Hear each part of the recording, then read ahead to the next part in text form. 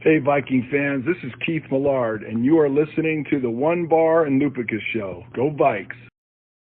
All right, welcome back to the One Bar and Lupicus Show. I am One Bar with Lupicus, and another preseason game in the books. Some moves being made by the Vikings, bringing back Everson Griffin, signing Eno Smith, cutting some guys. It is time to do another 53-man roster projection. Yeah, absolutely. I think the final roster has to be in about a week, a little over a week from today. So the speculating will come to an end soon. But after this game against the Colts, definitely some things have changed. Some guys are looking like they'll be on the way out, and some have secured their spots on this roster. Yeah, we, as usual, we make some tough decisions. We bring these guys into our office, unfortunately.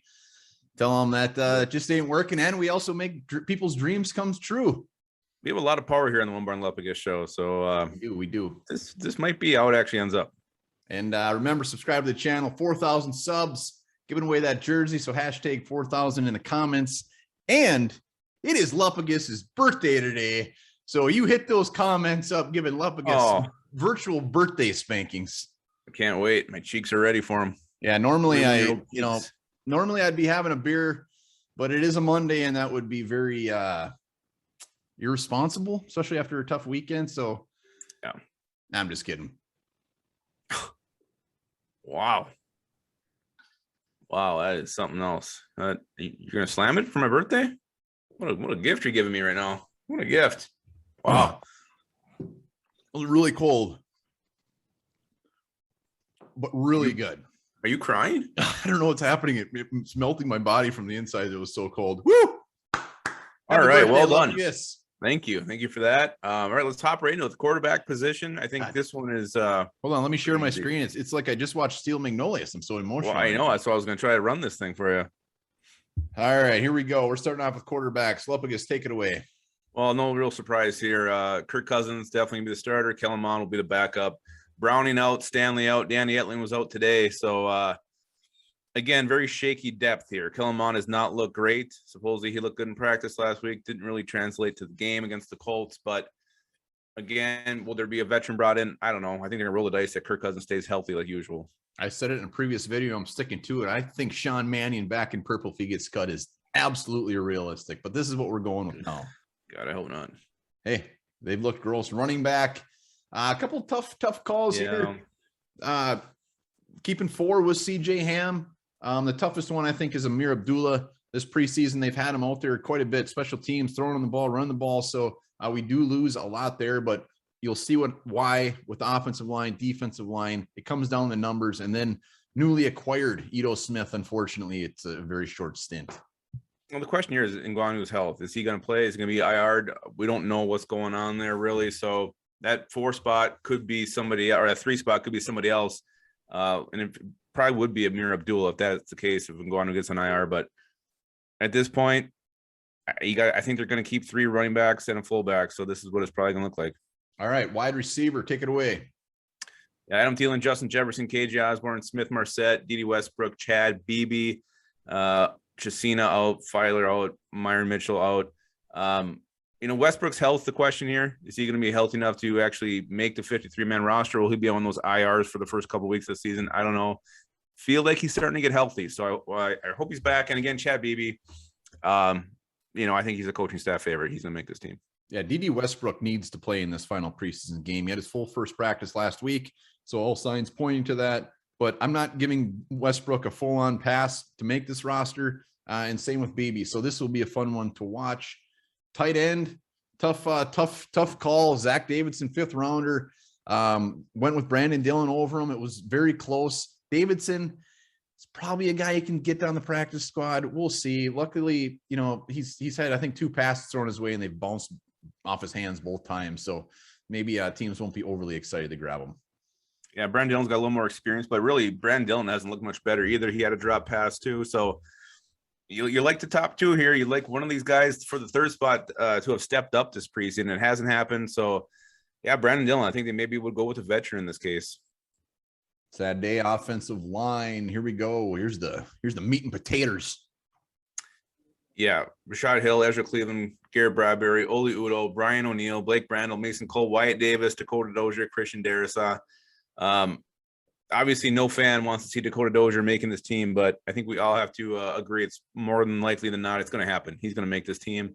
Drew Samia, out after year 2, looks like it's going to happen. Hitting the guy I think is probably going to end up on the practice squad out of any of these ones. And were you okay when you wrote these names down? What do you mean? Dole, Cabral, Jarrett Bradbury. I love it. It's Oh, great. wow. Well, maybe I slammed a couple beers for your birthday prior to this video, but they get the gist. No huge surprises here. Kyle Hinton maybe could be a guy that sneaks on, and maybe a guy like Blake Brandel. I mean, Blake Brandel hasn't played fantastic, but there's lack of depth. We don't have anybody else. So this is a position that they could be sniffing around final cuts to bring in some depth, and these guys might not be here. So defensive line, Daniil Hunter, Pierce Thomason, all the usual suspects. Everson Griffin, little goofy to see his name up there, making it real that he is back.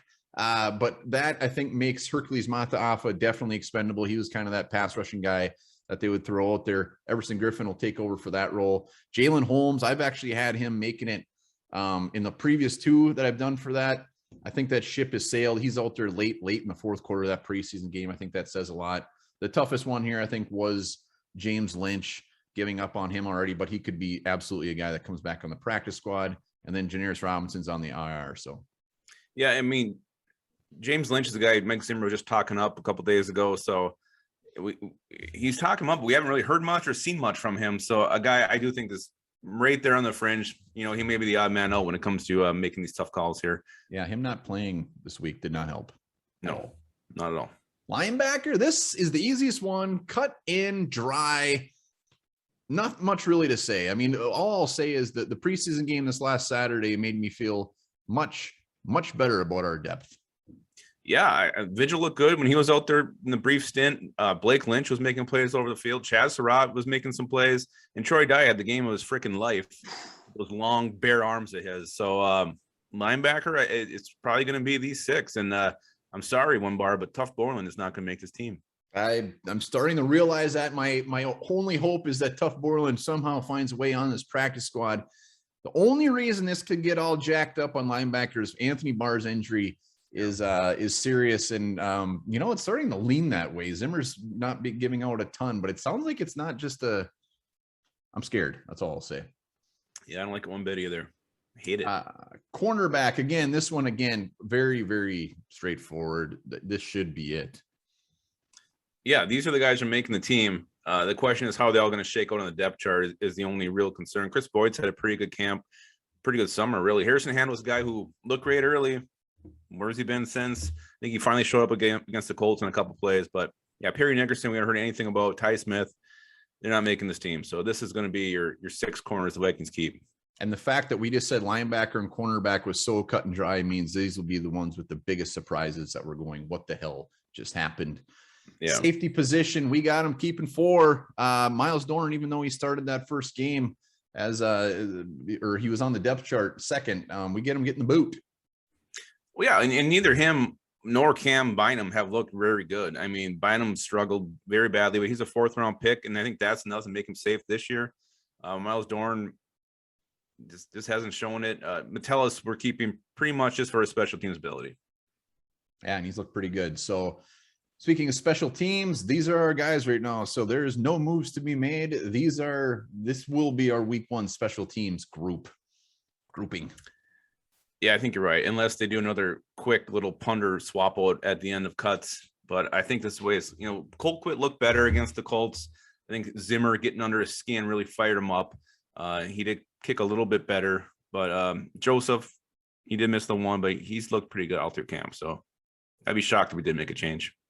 All right. Those are our 53. Let us know in the comments who you would have kept, where we really stepped on our dick, and absolutely remember to wish Lupagus a happy birthday and hashtag 4,000.